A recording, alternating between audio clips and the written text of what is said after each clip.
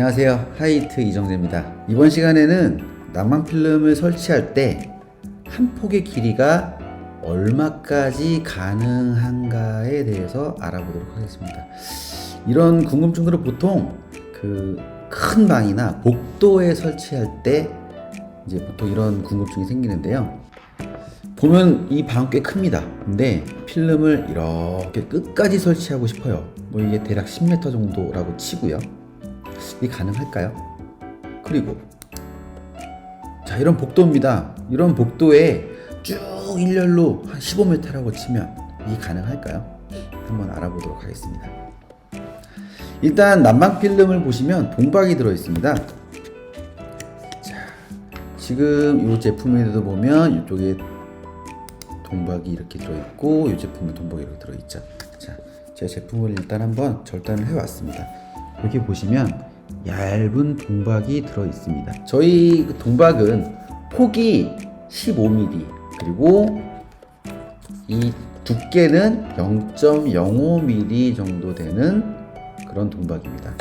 자, 요걸 단면적을 보면 0.75 스퀘어 밀리미터, 그러면 즉 이 동박은 0.75 스퀘어 AWG로 18에서 19 정도 사이 되는 그러한 전선이라고 보시면 됩니다.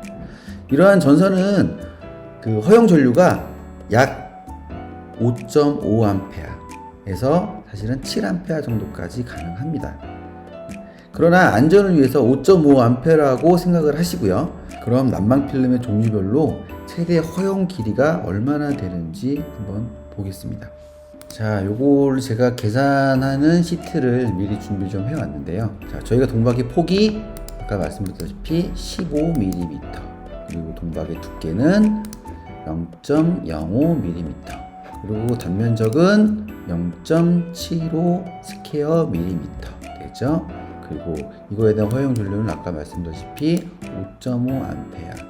이거는 아마 각 국마다 아니면은 세계적으로 쓰는 아까 있던 AWG 정도 그거 기준으로 봤을 때 이 단면적의 넓이가 0.75이면은 몇 암페어인가 이런 건 알아보시기가 어렵지 않으실 겁니다. 만약에 다른 회사가 이게 13mm짜리 동박을 쓴다면 그거에 맞춰서 계산을 해보시면 돼요. 근데 저희 거로는 5.5에서 7A까지 가능한 그런 동박입니다. 근데 안전을 위해서 조금 하향해서 5.5A를 기준으로 하겠습니다. 자, 저희가 쓸 전압이 220V이고요. 그리고 난방 필름이 종류마다 조금씩 다릅니다. 근데 우리나라에서 흔히 유통되고 있는 제품은 220W per 스퀘어 미터입니다. 그러면 저희가 1 스퀘어 미터에 1A가 나오게 돼요. 그러면 최대 허용 면적은 아까 전에 5.5A였으니까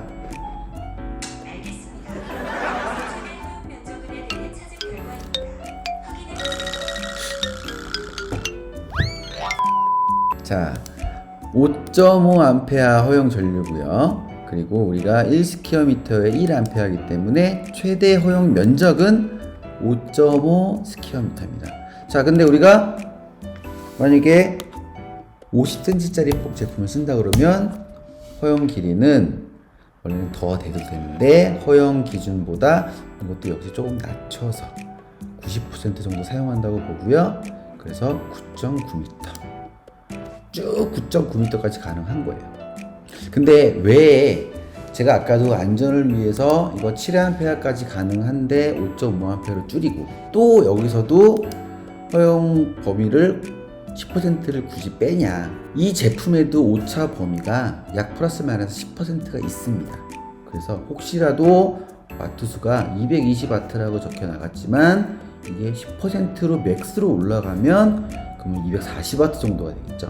그렇기 때문에 그것도 감안을 해야 되고요. 그리고 볼트는 쭉 220V가 아닙니다. 상황에 따라서는 볼트가 조금 낮아지기도 해요.